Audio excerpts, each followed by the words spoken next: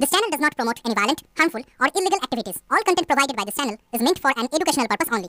China is facing a new health crisis, a new disease outbreak.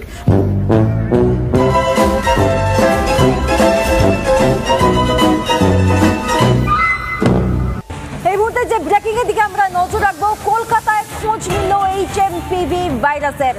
ভারতে প্রথম HMPV আক্রান্তের হদিশ। আক্রান্ত বেঙ্গালুরুর 8 মাসের শিশু। সোশ্যাল মিডিয়ায় এইচএমপিভি এই নামটি আপনারা গত 2-3 দিন ধরে হয়তো শুনে থাকবেন। কেউ কেউ তো বলছে এই ভাইরাসটি এতটাই ডেঞ্জারাস, আবার নাকি নতুন করে লকডাউন করতে হবে। কেউ কেউ চায়নায় গিয়ে সেখানে ভিডিও করে দেখাচ্ছে যে চায়নাতে সেরকম কিছুই নেই। অথচ আমরা নিউজ চ্যানেলে দেখতে পাচ্ছি যে কলকাতা এবং বেঙ্গালুরুতে ইতিমধ্যে পজিটিভ কেস ধরা পড়েছে। তাহলে কি আবার বিপর্যস্ত হবে মানুষের জীবনযাত্রা? আবার পৃথিবীতে আছড়ে পড়তে চলেছে কোনো বড় মহামারী? এটাকে ঠেকাতে আবার কি করতে হবে লকডাউন? এই ভাইরাসটি কি কোভিডের থেকেও বেশি ডেঞ্জারাস? আজকের এই ভিডিওতে আমি আপনাদের এই সমস্ত প্রশ্নের উত্তর দেওয়ার চেষ্টা করব। নমস্কার, আমি শেখর, আপনারা দেখছেন শেখু ভাই। চলুন আজকের ভিডিওটি শুরু করা যাক।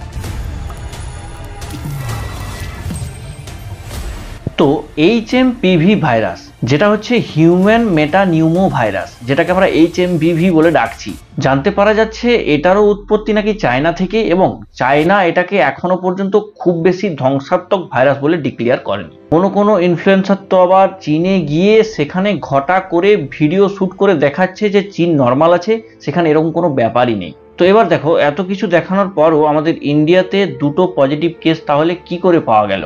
যারা এটাকে কোভিডের সাথে তুলনা করে অযথা প্যানিক হচ্ছেন তাদের উদ্দেশ্যে বলে রাখি, এটা কোনো নতুন ভাইরাস নয়। 2001 সালে এই ভাইরাসটি প্রথম খুঁজে পাওয়া গিয়েছিল। 2001 সাল থেকেই এই ভাইরাসটি পৃথিবীতে এক্সিস্ট করছে। মূলত হাওয়ার মাধ্যমে সব রকম এজ গ্রুপের মধ্যেই এই ভাইরাসটি ছড়াতে পারে।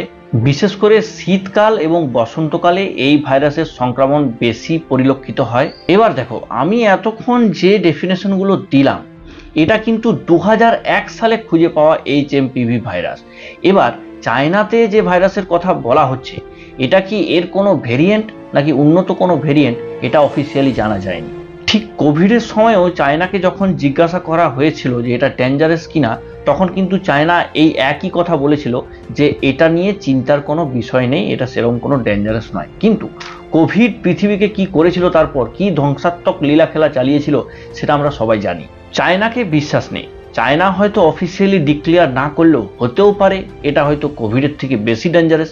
তাই আপনাদের উদ্দেশ্যে একটাই বার্তা দেওয়ার আমার, সেটা হচ্ছে যে প্লিজ আপনারা নিজেরা নিজেদের মতো করে প্রিকশনগুলো নিন।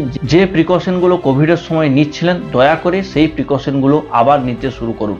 আর জ্বর, সর্দি, কাশি এগুলো হলে নিজে ডাক্তারি করতে যাবেন না, অনুগ্রহ করে ডাক্তারকে দেখান। মনে রাখবেন, আপনার একটা ভুল ডিসিশন আপনি, আপনার পরিবার, আপনার পাড়া, আপনার গ্রাম অথবা আপনার শহরকে পর্যন্ত বিপদে ফেলতে পারে। তাই ভয় পাবেন না, কিন্তু সাবধান থাকুন। Have clarified that HMPV virus is not a new virus. It was first identified in 2001 and it has been circulating in the entire world since many years. HMPV spreads through the air by way of respiration. This can affect persons of all age groups. The virus spreads more during the winter and the early spring months. On recent reports, the cases of HMPV in China, the Health Ministry, the Indian Council for Medical Research and the National Center for Disease Control are keeping a close watch on the situation in China as well as in their neighboring countries. WHO has taken cognizance of the situation and will share their report shortly with us. তো সবাই ভালো থাকবেন, সুস্থ থাকবেন। এই ছিল আজকের ভিডিওটা কেমন লাগলো অবশ্যই কমেন্ট বক্সে জানাবেন। আর এই ধরনের ইনফরমেটিভ ভিডিও দেখার জন্য চ্যানেলটিকে সাবস্ক্রাইব করে রাখবেন। তো ধন্যবাদ, দেখা হচ্ছে পরের অন্য কোনো টপিক নিয়ে। ততক্ষণ বাই।